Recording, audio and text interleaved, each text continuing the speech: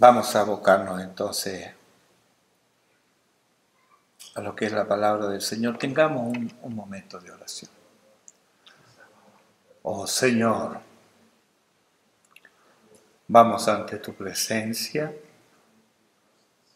con nuestras necesidades, con nuestras cargas, con lo que nos abruma en esta hora.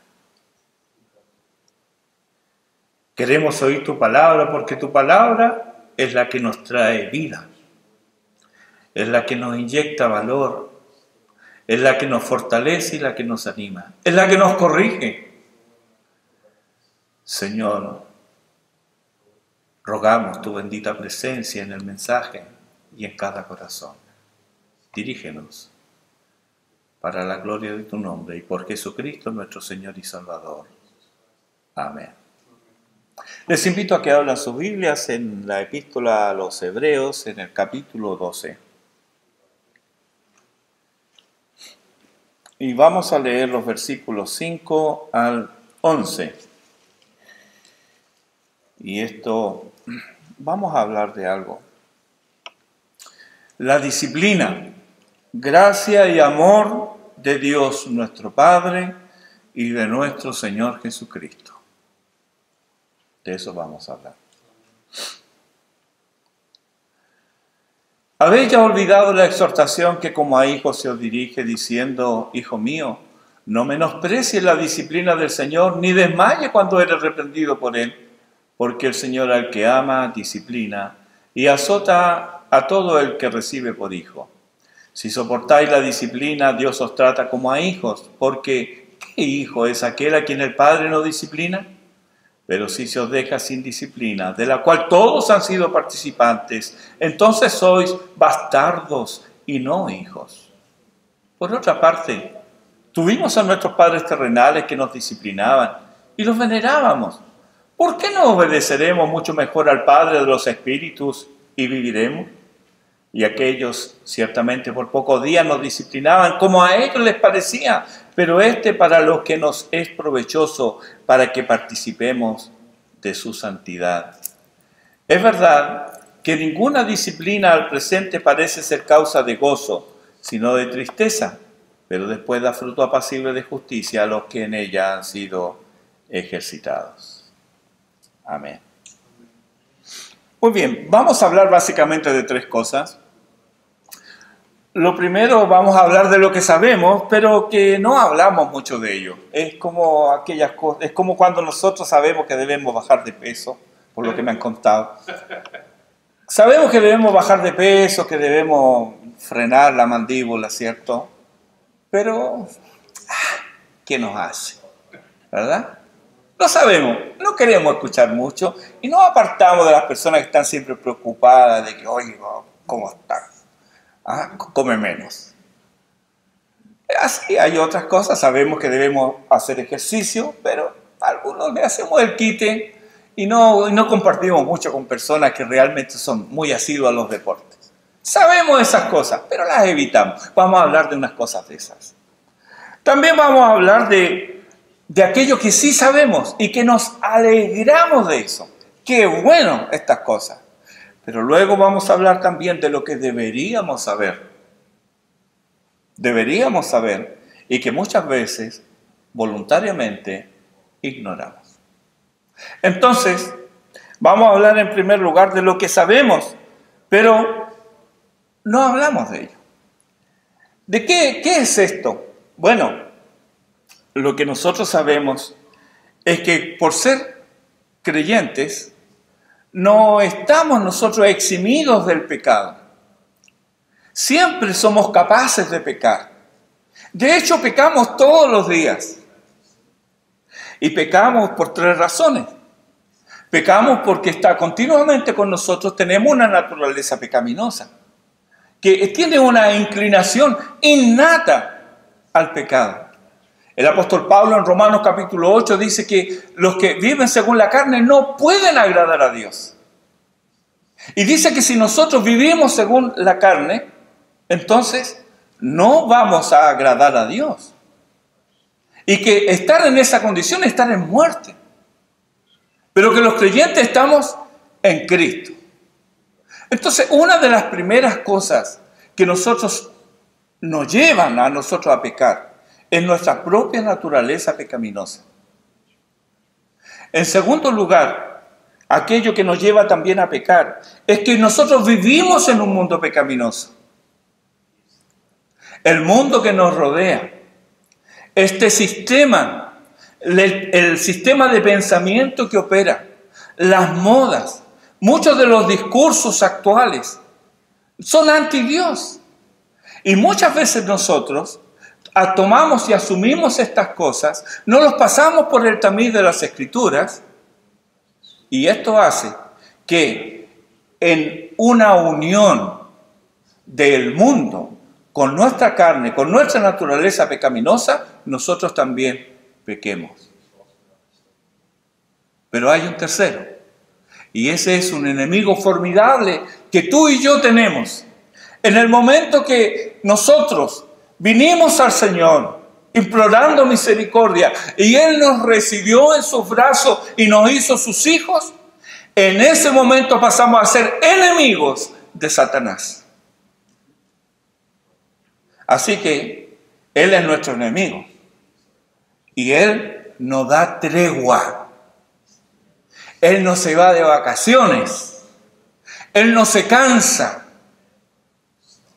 Si hay una virtud en Él, es que Él es persistente. Él persiste en tratar de engañar, de desviar y de desanimar a los creyentes.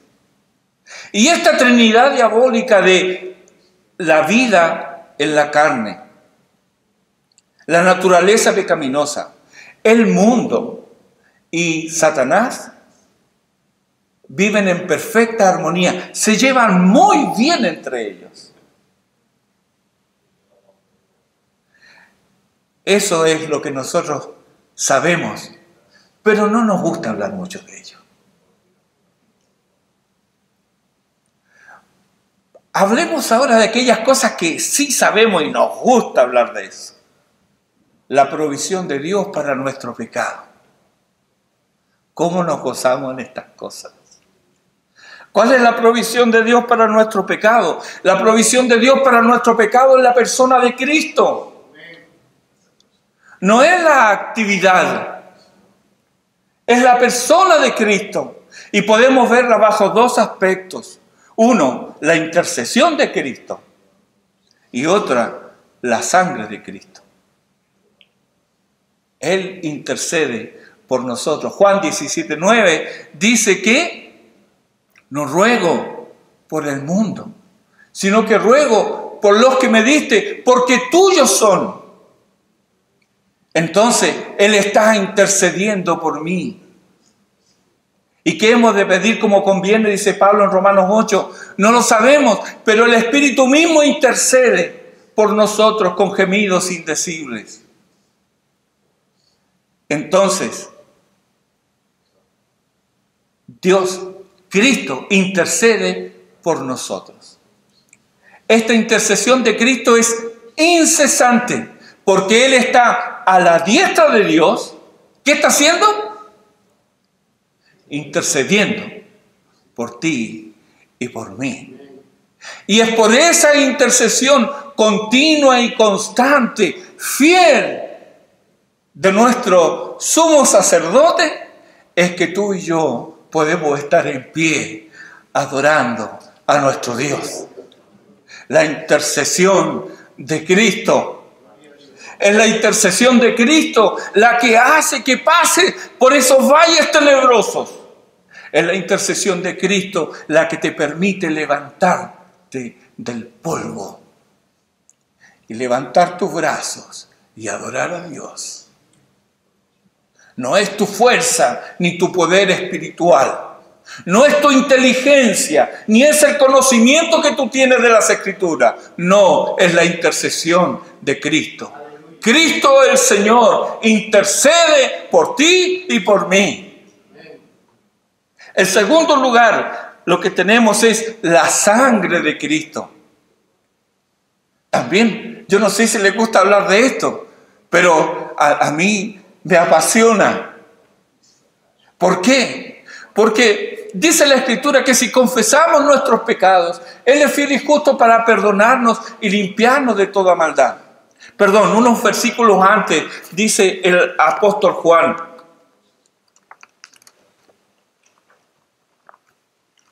En Juan, primera de Juan, capítulo 1, versículo 7, dice: pero si andamos en luz, como Él está en luz, tenemos comunión unos con otros, y la sangre de Jesucristo, su Hijo, nos limpia de todo pecado.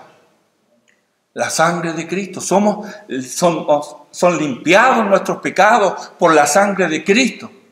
Pero cuidado que este no es un cheque en blanco.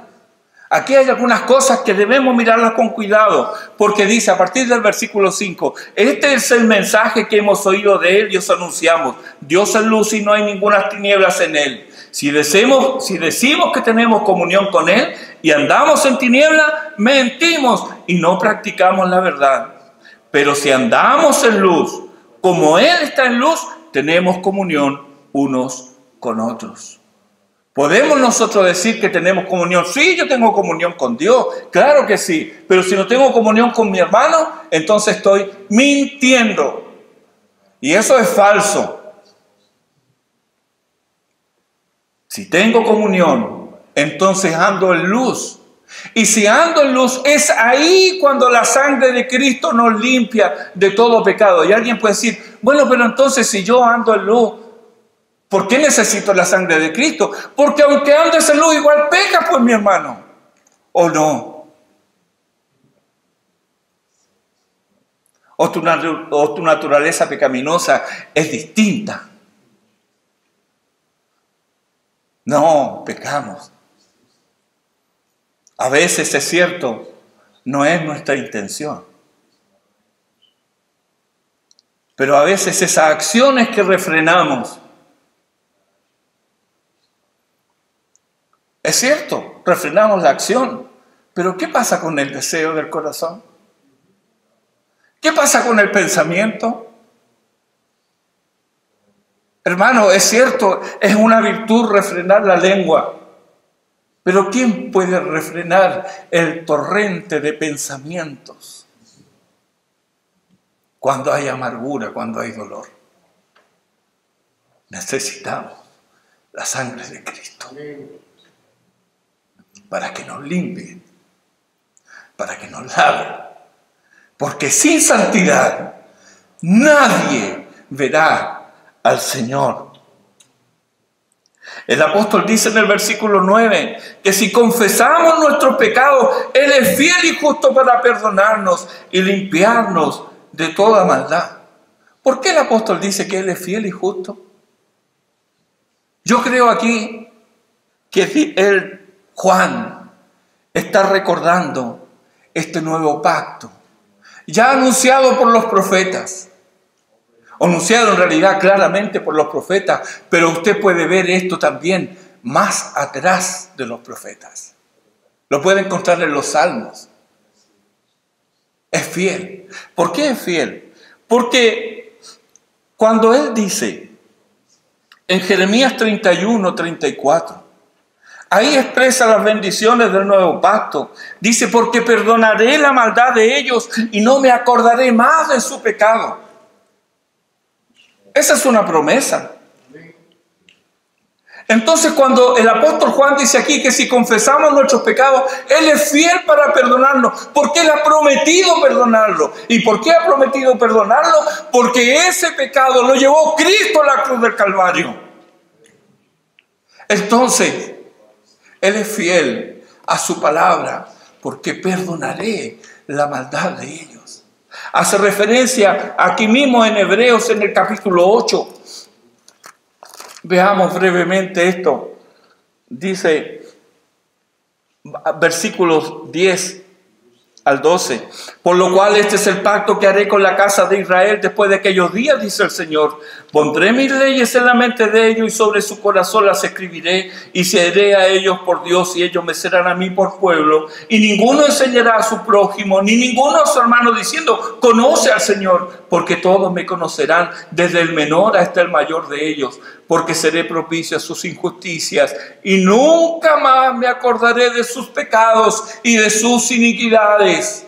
Es su promesa y Él es fiel en cumplir sus promesas. Él es fiel. ¿Pero por qué dice además que Él es justo? Porque resulta que el Cordero de Dios que quita el pecado del mundo, Él llevó mis pecados y tu pecado en la cruz.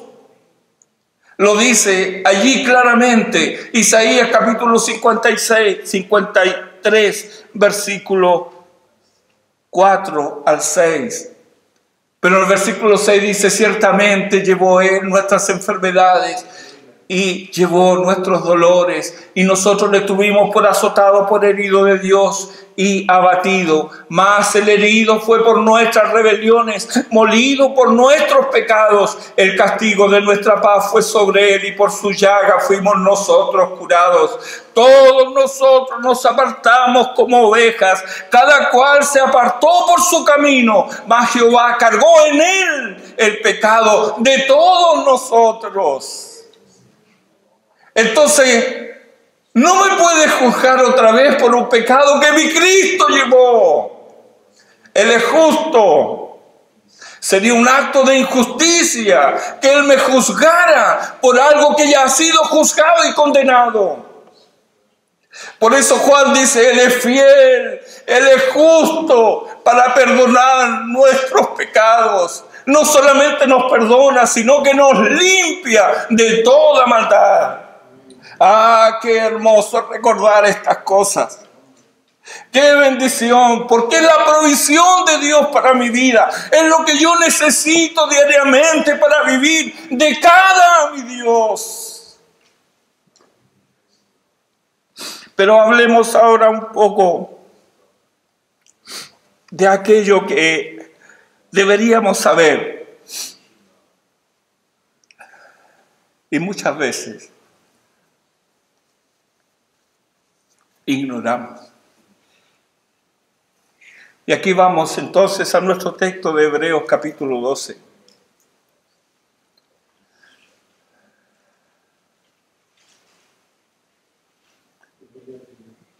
Porque ¿qué pasa cuando no confesamos nuestros pecados? Sabemos si nosotros confesamos, Él nos perdona. Está ahí, es su palabra. ¿Cómo dudar de eso?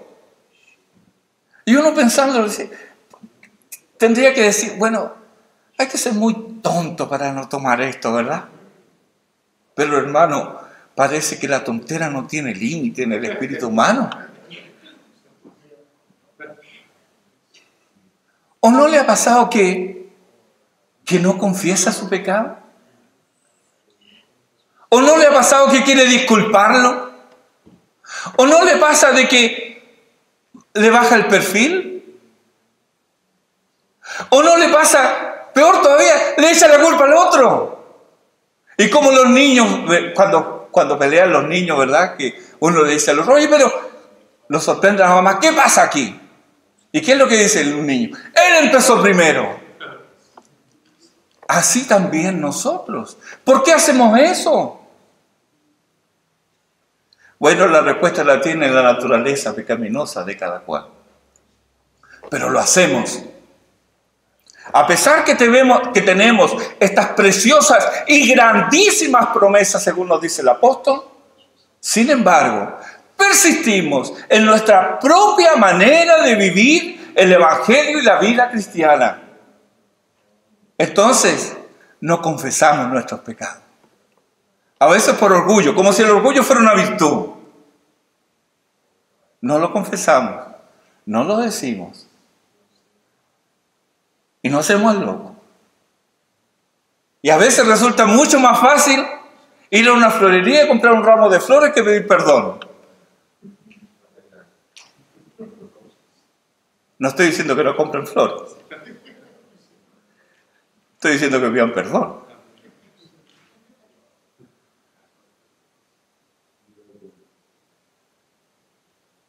Cuando a veces, por un andar descuidado y carnal, caemos en pecado y no queremos confesarlo, porque ¿qué van a decir?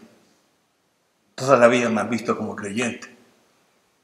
Y yo colaboro, y yo canto en el coro, y yo estoy aquí, yo estoy allá, ¿y cómo voy a decir esto? No, mejor me callo. Total, nadie sabe. Nadie sabe.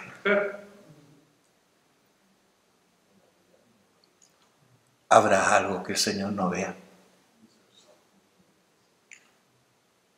¿Por qué continuamos en eso de tratar de esconder, de disculpar, de exculpar o inculpar a otro con nuestro pecado?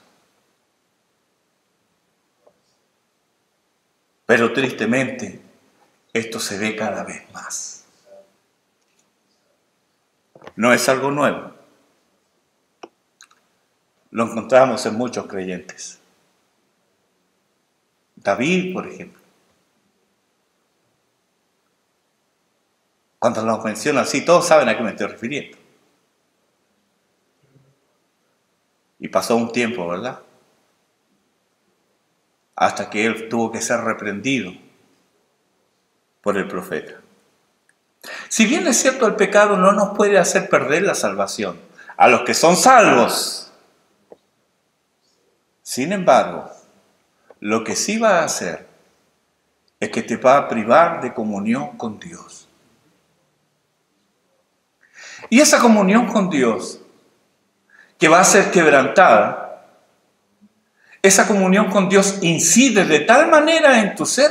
Algunos piensan en estas cosas solo como algo etéreo, como, bueno, es algo del espíritu. Pero te va a hacer tomar malas decisiones. Porque tu mente ya no vas a estar pensando bien. Y vas a tomar decisiones necias. No tienes la guía del Espíritu de Dios. Y de repente te metes en un negocio y la cosa salió mal. Y todos te van a decir, ¿pero cómo no se dio cuenta de eso? No me di cuenta. ¿Sabes por qué no te diste cuenta? Porque no tienes la guía del Espíritu de Dios. ¿Y por qué no tienes la guía del Espíritu de Dios si haces devocionales todos los días y lees la Biblia todos los días? Porque no has confesado tus pecados.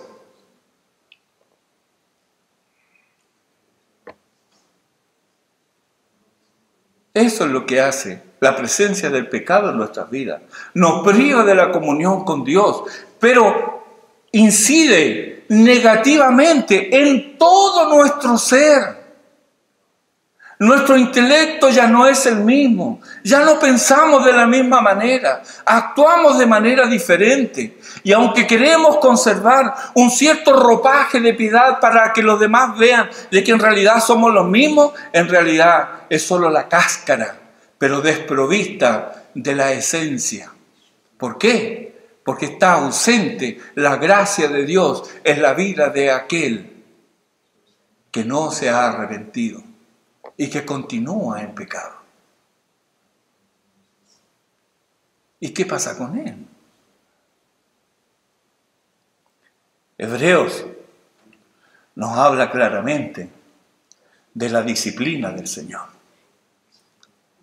Y esto note que es para los hijos. Habéis olvidado la exhortación que como a hijos se os dirige diciendo, hijo mío, no menosprecies la disciplina del Señor, ni desmayes cuando eres reprendido por Él. Porque el Señor, al que ama, lo felicita.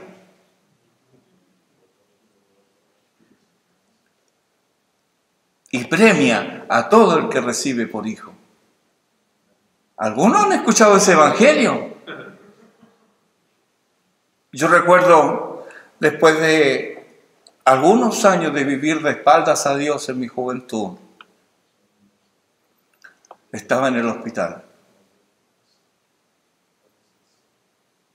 Y me fue a ver un hermano con muy buena intención. Y él me dice, Dios lo castiga. No vea esto como un castigo de Dios. Pero yo unas horas antes, cuando estaba semidesnudo, atado y amordazado, yo sabía que era una cosa entre Dios y yo.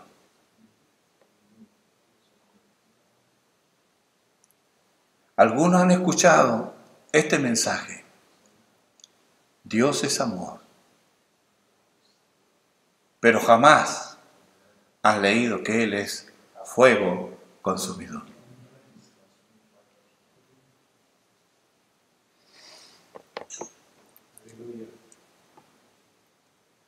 El Señor al que ama, disciplina y azota. Azota, dice, ¿verdad? A todo el que recibe por hijo.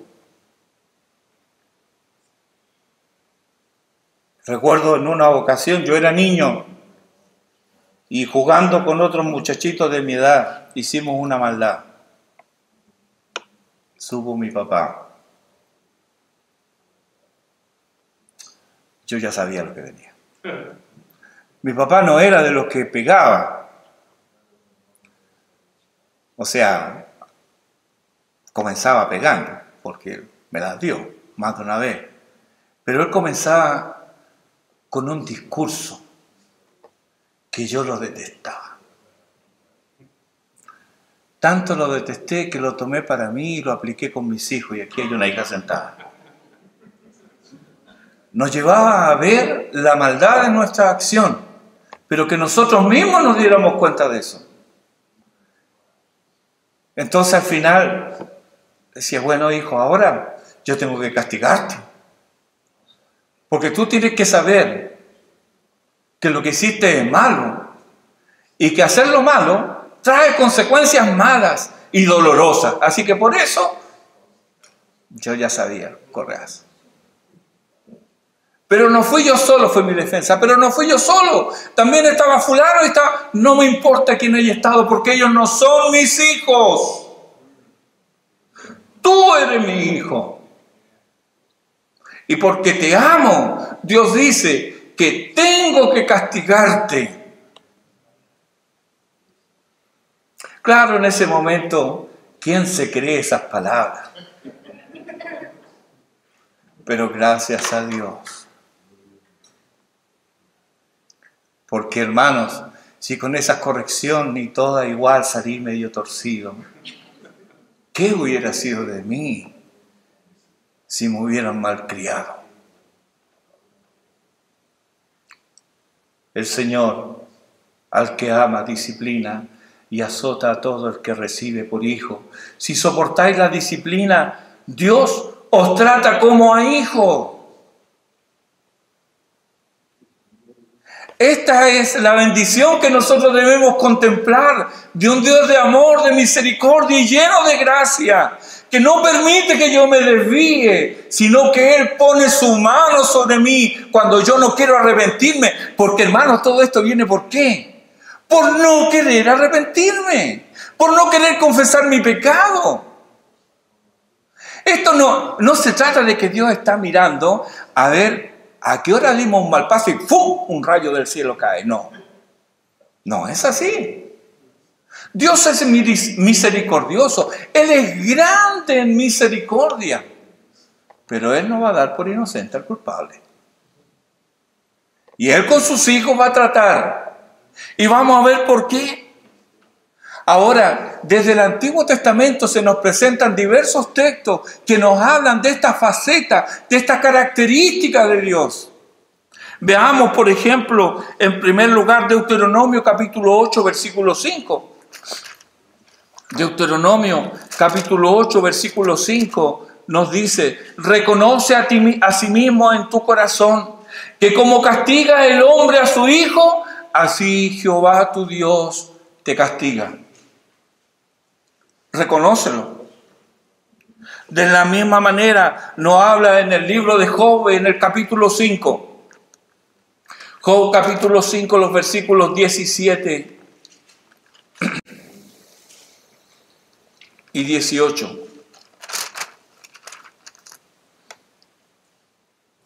He aquí, bienaventurado es el hombre a quien Dios castiga. Por tanto, no menosprecie la corrección del Todopoderoso, porque Él es quien hace la llaga, y Él la vendará. Él hiere, y sus manos curan. Y así por el estilo, los que están anotando pueden anotar el Salmo 39, versículo 11, el Proverbios capítulo 3, versículos 11 y 12. Alguien puede decir, bueno, pero pastor, eso es el Antiguo Testamento. Hay algunos que tienen la idea de cómo que el Antiguo Testamento es ley. Ay, Dios no dejaba pasar una. Pero el Nuevo Testamento no es un Dios lleno de gracia que la deja pasar toda. Eso es un concepto errado, por decirlo de manera amable. Porque Jesucristo es el mismo ayer, hoy y por los siglos. Él no cambia, Él es inmutable. Y lo que era malo antes también lo es ahora. No ha cambiado. La sociedad puede cambiar. Hoy día puede ser legal abortar a una criatura, pero eso no la hace algo inocente. Dios lo condena y lo llama por su nombre: asesinato, aunque sea legal. Dios no cambia. Pero en el Nuevo Testamento también encontramos textos así. Veamos, por ejemplo, 1 Corintios, capítulo 5, versículo 5.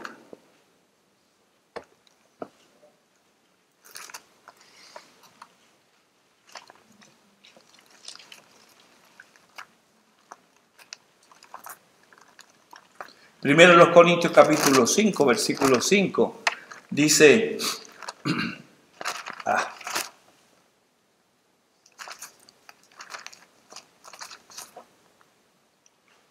El tal se ha entregado a Satanás para destrucción de la carne.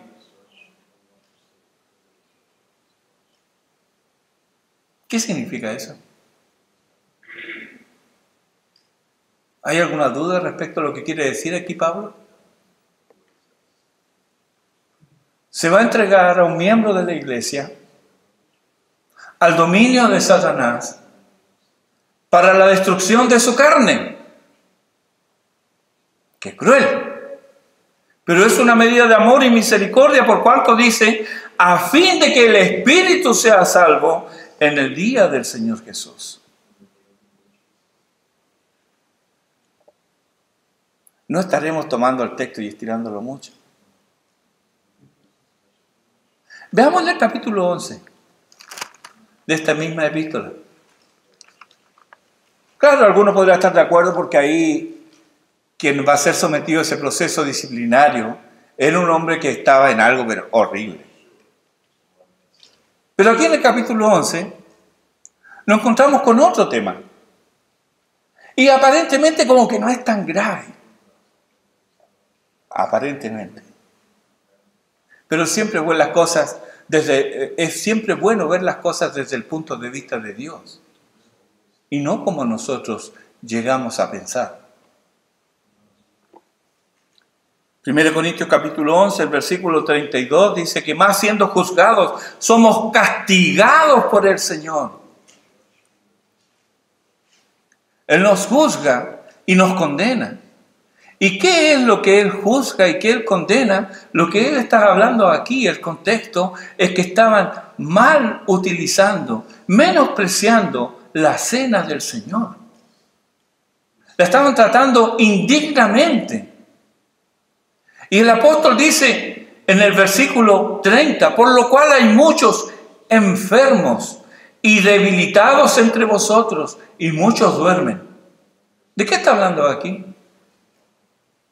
Hay muchos enfermos. Está hablando acerca de juicio de Dios.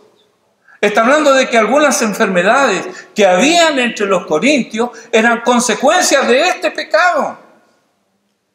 No estamos diciendo ni enseñamos de que toda enfermedad es producto del pecado de quien lo tiene o de sus padres, como así también creen algunos hoy día, o los mismos discípulos. ¿Recuerdan cuando se encontraron con el joven ciego? Que le dicen al Señor, Señor, ¿quién pecó? ¿Este o sus padres? La tenían clarita. ¿Estos sus padres? No. No es así. Pero en este caso particular que nos está hablando Pablo, hay pecado en Corinto. Y él les dice, hay algunos enfermos y dice, y debilitados entre vosotros, que podríamos hablar hoy día como que están deprimidos, sin fuerza, sin ánimo, como consecuencia del juicio y del castigo de Dios. Y dice, y muchos duermen, que es un eufemismo para decir, murieron. Consecuencia de juicio y de castigo. Si nosotros vamos más, indagamos más en esto, ¿cuáles son esas medidas disciplinarias extremas? Bueno, las encontramos aquí en el versículo 30, enfermedad, debilidad y hasta muerte. Pero ¿será muerte? ¿Será tan así? Como que nos cuesta pensar eso. Cuando yo estaba reflexionando sobre todo en estas cosas, recordé una frase que les escuché a mis abuelos una vez. Y uno la escuchó y quedó ahí, no entendía muy bien de qué se trataba, pero descubrí que hasta es una frase bíblica. Alguien preguntó por una persona y yo no recuerdo si fue mi abuelo o fue otra persona, o él estaba contando, pero la expresión se la escuché a él. Ese hombre fue cortado.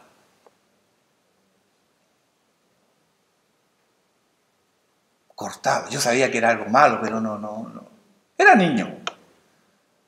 Pero ahora viendo esto, y el salmista en muchos salmos se refiere a esto, a no ser cortado, al cese de la vida, en la flor de la edad. ¿Recuerdan ustedes el Salmo 51? Y saben, ¿cierto?, el contexto en el cual fue escrito este salmo. Este salmo es el salmo favorito de todos quienes en algún momento estamos embarrados en el pecado y convictos por el Espíritu de Dios, y nos volvemos a Él y leemos ese salmo y hacemos el salmo como que es nuestro. Yo lo escribí. Ten piedad de mí, oh Dios, conforme a tu misericordia, lávame más y más, límpiame de mi pecado. Así oró David. Luego que él fue confrontado por Natán, él escribe esto. Pero hay un versículo que a mí me llamó la atención. El versículo 16 dice, porque no quieres holocausto, que yo lo daría. No quieres ofrenda. Inmediatamente uno se pregunta, ¿por qué? Si en ese tiempo habían ofrendas por el pecado o no. Habían. ¿Y por qué Dios rechaza entonces? ¿Por qué David dice, no, tú no quieres holocausto? ¿Está contradiciendo lo que Dios ha dicho? No. Lo que ocurre es que David conocía mejor la ley del Señor que nosotros. Y David recordaba que en Levítico capítulo 20, versículo 10, dice que si el adúltero y la adúltera, dice, han de morir indefectiblemente. Y él también sabía que en Números capítulo 35, Números capítulo 35,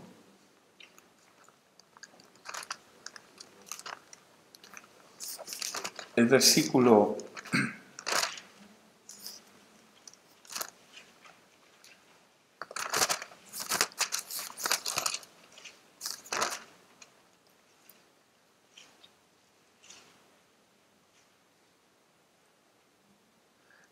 31.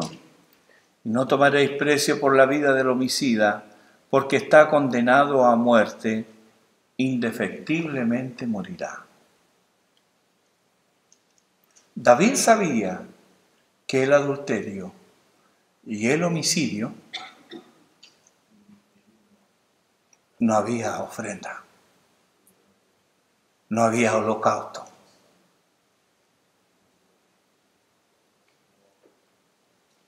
¿Pueden entender entonces la desesperación de David al escribir el Salmo? Al arrepentirse. Entonces le van a encontrar la dulzura al versículo 17 del Salmo 51. Cuando dice, al corazón contrito y humillado, no despreciarás tú, oh Dios. Ahora, esto será solo del Antiguo Testamento. ¿Saben que en el Nuevo hay unos versículos bien inquietantes? El apóstol Juan dice, hay pecado de muerte por el cual yo no digo que se pida.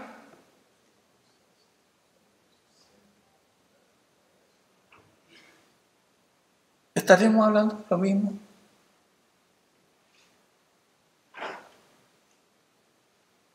¿Será de que Dios corta de la vida a algunos para que no sean condenados con el mundo?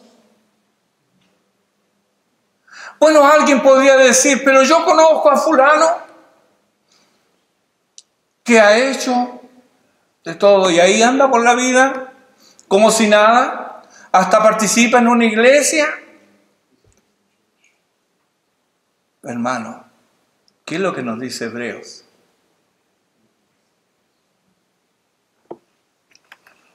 Vamos otra vez a nuestro texto. Porque aunque la palabra es dura, no es mía. Si soportáis la disciplina, versículo 7 del capítulo 12 de Hebreos, si soportáis la disciplina, Dios os trata como a hijos.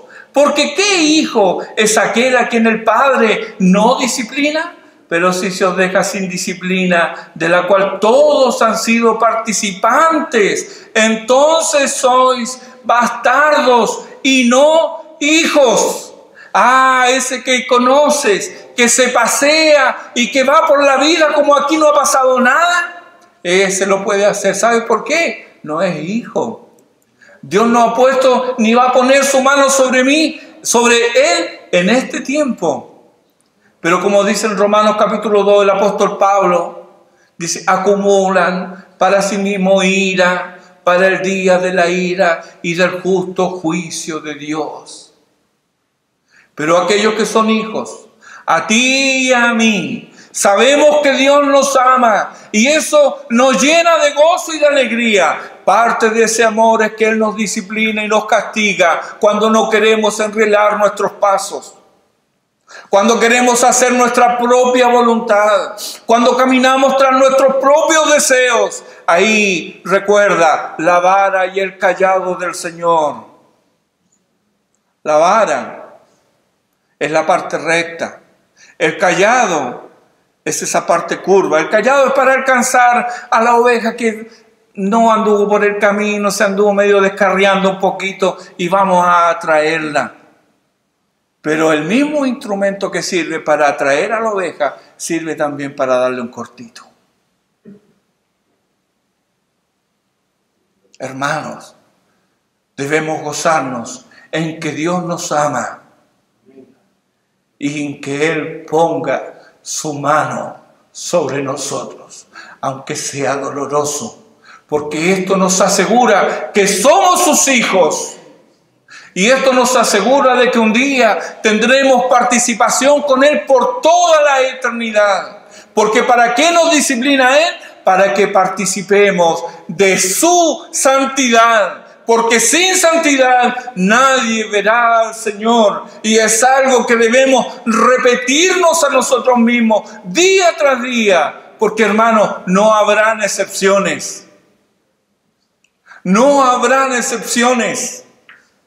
Y es comprensible que no las haya, porque Dios ha puesto todas las cosas para que nosotros caminemos en novedad de vida delante de Él, con gozo y con alegría. Ah, es que soy tan débil, es que soy vendido al pecado. Claro que sí, pero Dios ha hecho provisión para ello en la persona de Jesucristo. Entonces no hay excusa. No hay excusa. Ah, es que usted peca poco. No, hermano, eso quisiera. Pero como cantaba, como escribió William Cowper, hay un precioso manantial de sangre de Emmanuel que purifica a cada cual que se sumerge en él. Sí, hermanos, debemos ir por limpieza. Debemos recordar que el mismo Señor intercede por nosotros, pero hay algo que tú y yo debemos hacer que Dios no lo hace por nosotros. Confesemos nuestros pecados al Señor. Si eres hijo, Él no dejará que te salgas con la tuya. Y gracias a Dios por eso. Porque en mi vida he podido experimentar eso. Dios no ha permitido que me salga con la mía. Me parecía una idea genial. Todo planeado. Nadie más lo sabía. Dios lo sabía. Y Él me había dicho, no me agrada lo que estás pensando. Pero yo insistí y Él puso su mano sobre mí. Y todo se reduce entonces a una sola cosa, hermano. ¿Eres creyente? ¿Eres hijo? Gózate en tu Señor. Gózate en su amor inefable y glorioso y eterno. Pero ese amor se manifestará en disciplina si tú no caminas como Dios quiere que lo hagas. No es una amenaza. No, es una certeza. Pero Dios nos ha provisto un camino más excelente. Cristo Jesús. A Él sea honra y gloria para siempre. Oremos. Oh Señor, perdónanos.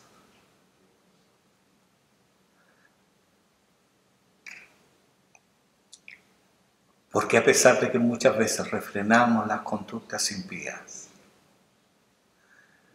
pero tú conoces la profundidad de nuestros corazones y tú has conocido nuestros pensamientos. Nos arrepentimos de ellos ante ti. Perdónanos y ayúdanos a vivir la vida que te agrada a ti. Fortalécenos cada día para vivir de cara a ti y que tu Espíritu, tu Santo Espíritu, viva cada día en nuestro ser, alentándonos y animándonos a servirte con gozo y alegría. Que tu palabra siga obrando en nuestros corazones y te lo rogamos por Jesucristo, quien es nuestro Señor y Salvador. Amén.